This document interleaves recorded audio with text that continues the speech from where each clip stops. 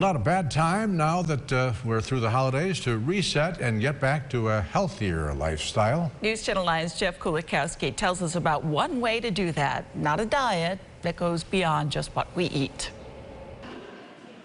You wouldn't know it by looking at him now, but Scott Davis admits he needed to change what he was doing and get healthier. All my life I've been struggling with my weight, pretty much since elementary school, and to the point where I peaked out at 285.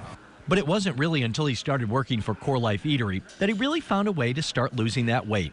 As president of the company, he was charged with developing the first ever CoreLife Challenge.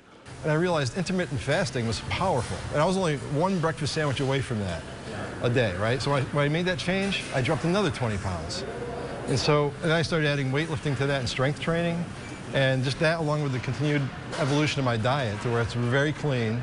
You know, ultimately, I'm down to 200 pounds right now. Fasting is just one part of the 21-day calendar. They say follow as much or as little as you want. It's not a diet. See what works for you. It's the perfect opportunity to sort of adopt one new exercise a day, right? Or introduce a new food into your diet. Or just, you know, those small steps compound to large impact. If you're thinking to yourself, I really just don't have the time to get over and eat at a CoreLife restaurant, well, that would probably help. Quite honestly, you never really have to, but you really should sign up for the challenge so you can see some of the benefits from it. By the time I went from September to January, I was a whole new person.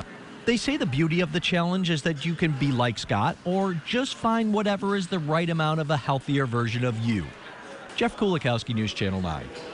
Last year, about 20,000 people signed up for the challenge. The Syracuse-based chain is expecting more now that its footprint has expanded to 61 stores across the U.S.